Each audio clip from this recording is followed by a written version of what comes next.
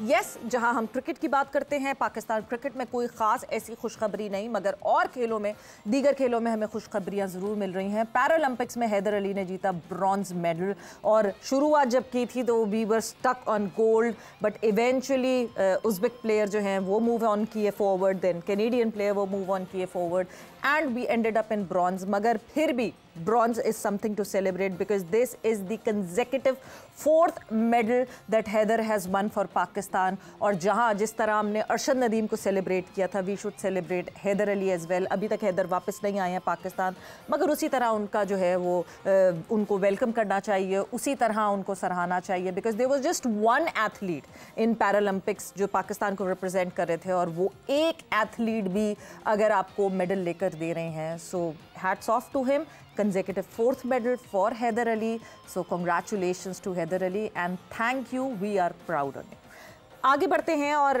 WhatsApp in sports में जब हम बात करते हैं और आगे जो खबरें जो जिस वक्त जो सिलसिला चल रहा है, सो इफ्तिखार अहमद का इंटरव्यू, इस वक्त चैंपियंस कप में सब लोग जो हैं वो इन्वॉल्व हैं। फैसलाबाद इकबाल स्टेडियम जो है वो तैयारी कर रहा है फिर से होस्ट करने की एक इवेंट को, और काफ़ी जो है वेटेज दी जा रही है इस इवेंट को कि ये इवेंट होगा, चैंपियंस कप होगा, और उसके बाद एक टर्न अराउंड होगा और पाकिस्तान क्रिकेट में तब्दीली आ जाएगी और ऐसे प्लेयर्स मिलेंगे और ये प्लेयर्स मिलेंगे। खैर, वी होप कि ये जितनी सारी बातें हैं ये उसी तरह हो। दो कि हम सबको ये बात ज़रूर रियलाइज़ करनी चाहिए कि 2 टेस्ट सीरीज़ के बीच में ये एक लिस्टेड टूर्नामेंट हो रहा है, बट ओके, शायद यही एक मार्जिन था, यही एक विंडो थी जहाँ पे हो सकता है। चैंपियंस ट्रॉफी में हमारी ज़्यादा नज़रें हैं in comparison to the test versus England, but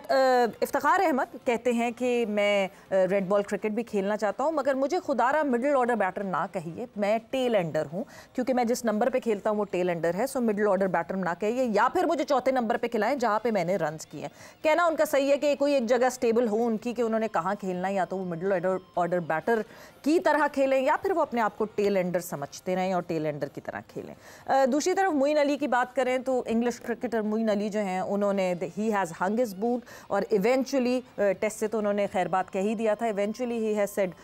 by two his cricket career, और इवेंचुअली यस बहुत जल्दी जो है मेरे ख्याल से डिसाइड कर लेते हैं। जो उस पार्ट ऑफ द वर्ल्ड में रहते हैं उनको सही वक्त पे पता होता है when to move forward and when to say goodbye, और कब डिसाइड कर लेंगे कि अब और क्रिकेट हमसे या तो खेली नहीं जाएगी या हम लाइबिलिटी बन जाएंगे अपनी टीम के लिए। Moving on further, Jimmy Anderson की बात करें तो जिमी एंडरसन जो है he would be travelling with the English team जो पाकिस्तान टूर करेगी एज अ मेंटोर, एंड इतने सालों का experience, a fast bowler who stayed for 42 years, मतलब 42 ईयर पे वो जो है उन्होंने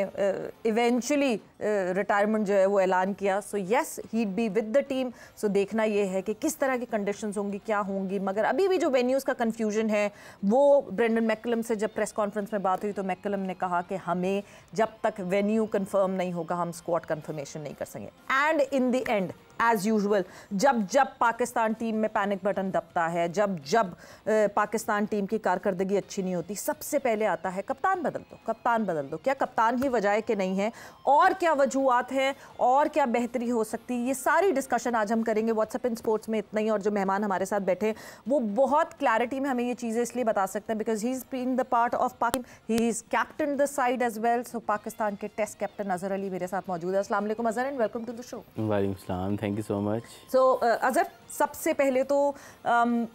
captaining Pakistan team at the test format obviously एक बहुत मुश्किल टास्क होता है, बट हम एक बात करते हैं नर्चरिंग ऑफ द प्लेयर्स। मतलब अगर मैं आपसे पहले देखूं तो मुझे ये लगता है कि मिसबा का बड़ा कंट्रीब्यूशन था आपको नर्चर करने में, but over the period of time वो नर्चरिंग ऑफ द प्लेयर्स ख़त्म हो गया। क्या हमने बहुत सारे एक ही एज ग्रुप के लड़के जमा कर लिए हैं और सीनियर्स की कमी हो गई है टीम में, या हुआ क्या है?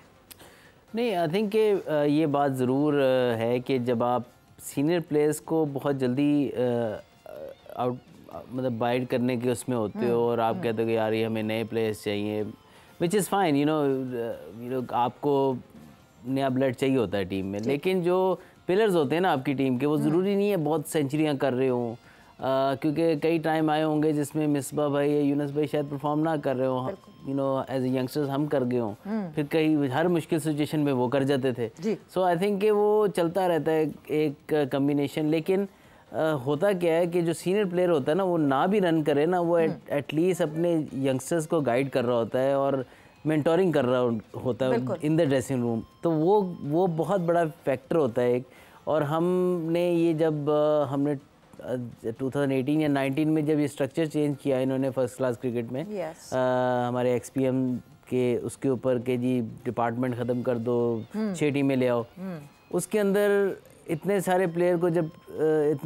जब महदूद टीमों में डालने की कोशिश की तो सारे ने कहा यार ओवर 30s को ना ज़रा साइड पे करना शुरू कर दो, क्योंकि अब 6 टीमों में कैसे वो डालें। अब वो क्या हुआ कि जो सीनियर फास्ट बॉलर्स थे, जो सीनियर स्पिनर्स थे फर्स्ट क्लास में, जो बैटर्स थे, वो ऐसा ऐसा सीन से आउट हो गए, ऐसा ऐसा एकदम से सीन से आउट हो गए, यानी चैलेंज भी कम हो गया। और मैंने उससे पहले भी फर्स्ट क्लास खेली और उसके बाद खेली।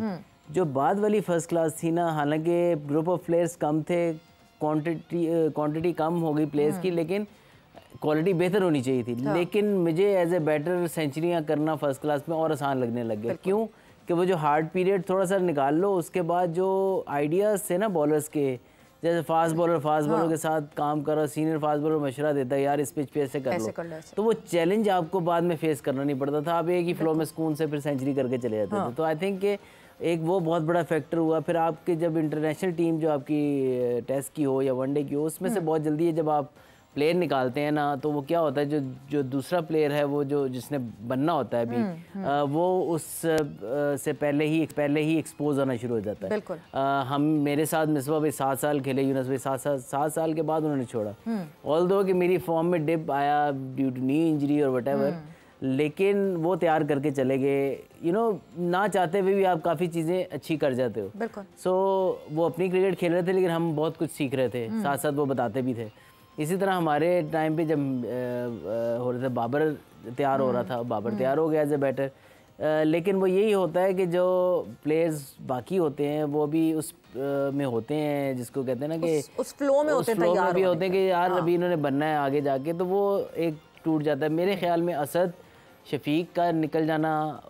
और उसके अलावा फवाद आलम एक ऐसे प्लेयर थे जो अभी सिर्फ एक सीरीज़ ही फेल हुए थे, और उसके बाद आपने उनको बिल्कुल साइडलाइन कर दिया, और जिसकी वजह से क्या हुआ कि मैं भी निकल गया, 3 प्लेयर ऐसे निकल गए जो कि मेंटोर कर सकते थे किसी भी प्लेयर को। उसमें मुझे निकाल लेते, कोई मसला नहीं था, मैं रिटायरमेंट दे दी, चले ठीक है। लेकिन फवाद और असद तो बहुत ज़्यादा फिट थे, और असद को जब बाहर किया उसकी भी एक सीरीज़ फेल हुई, और वो इतने मुश्किल नंबर पे बैटिंग करता था कि, और उसने कभी भी कंप्लेन नहीं की। बहुत सारे प्लेयर आपको टीवी पे बैठ के नजर आते होंगे, अभी आप मेरा नंबर बदल दिया, मेरा नंबर खराब है, ये है वो है, लेकिन उस बंदे ने एक दफ़ा कंप्लेन नहीं की कि यार मुझे 4 से 3 5 क्यों कर रहे हो, 5 से 6 क्यों कर रहे हो। ही always what ever the requirement वो करता रहा। लेकिन एक सीरीज़ बुरी आई, हमने उससे हाथ उठा लिया।